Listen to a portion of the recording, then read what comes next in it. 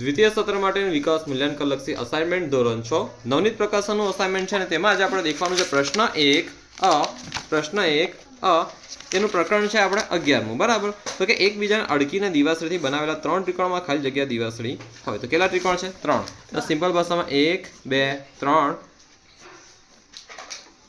જો ગણાવું તમને 1 1 2 3 4 5 6 ને 7 છે ને 3 ત્રિકોણ થયા છે ને। તો કેટલી દિવાસળી છે? 7। કેટલી છે? 7। અને એક ટ્રીક પણ આવે તો તમને કહીશ આગળ બરાબર। પહેલા થોડું ચેપ્ટર થોડું કરીએ ત્યાં પછી તમને ટ્રીક કહીશ। જો એક નોટબુકની કિંમત ₹20 હોય તો 9n નોટબુક ખરીદવા માટેનો નિયમ ખાલી જગ્યા બને। જો આવું છે સિમ્પલ ભાષામાં એક નોટબુકની કિંમત કેટલી છે બોલો કેટલી છે? ત્યાં કેટલી આપેલી છે? ₹20 તો કેટલી નોટબુક ખરીદવાની છે? n। તો માટે n નોટબુકની કિંમત બરાબર કેટલા રૂપિયા? ચાલો તો આનું શું થાય? ગુણાકાર ને આનું ભાગાકાર। તો n ગુણ્યા 20 ભાગ્યા 1। હવે એક તો ભાગાકાર એટલે કોઈ આવે નહીં તો 20 ગુણ્યા n પહેલા સંખ્યા લખવાની, પહેલા શું લખવાની? સંખ્યા અને પછી ABCD લખવાની। તો 20n કેટલી થશે? 20n। હવે ધ્યાન નહીં ચાલો જો આકૃતિની સંખ્યા માટે n લે તો નિયમિત અષ્ટકોણની આકૃતિ રચવા માટે જરૂરી દિવાસળી માટેનો નિયમ તો કે 8n કેટલો થશે? 8 અષ્ટ એટલે 8 તો કે 8 ગુણ્યા n તો 8n આવડશે ને। ચાલો એકબીજાને અડકીને દિવાસળી બનાવેલા 4 ત્રિકોણમાં ખાલી જગ્યા દિવાસળી હોય કેટલા ત્રિકોણમાં? 4 ત્રિકોણમાં। કેટલા ત્રિકોણમાં? 4। તો હજુ પણ એક ત્રિકોણ દોરી દે જો અહીં 7 તો હતા જ આ તો કે 8 અને 9 બરાબર છે। આની માટે ઠીક છે જો 3 ત્રિકોણ હોય તો 3 દુ કેટલા કરવાના? 6 કરવાના વત્તા 1 કરવાના। જો 4 ત્રિકોણ તો 4 દુ કેટલા કરવાના? 8 વત્તા 1 તો કે 9 દિવાસળી બરાબર ને। જો 3 ત્રિકોણ હોય તો 3 ગુણ્યા કેટલા કરવાના? 2 વત્તા 1।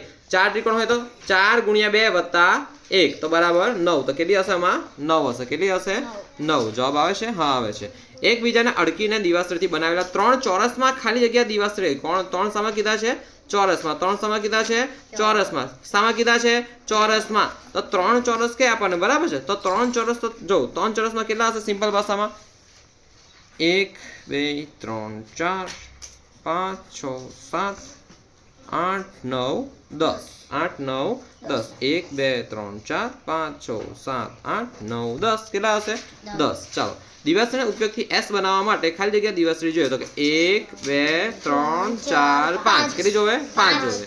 એક પેટીમાં 12 કેરી હોય તો n પેટીમાં કેટલી? સિમ્પલ છે જો એક પેટીમાં કેટલી કેરી? 12 કેરી। કેટલી કેરી? 12 કેરી। તો માટે n પેટીમાં કેટલી કેરી? ચાલો આનું શું થાય?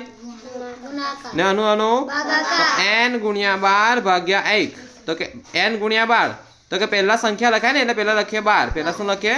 12 ને પછી લખીએ ABCD 12n કેટલી હશે? 12n।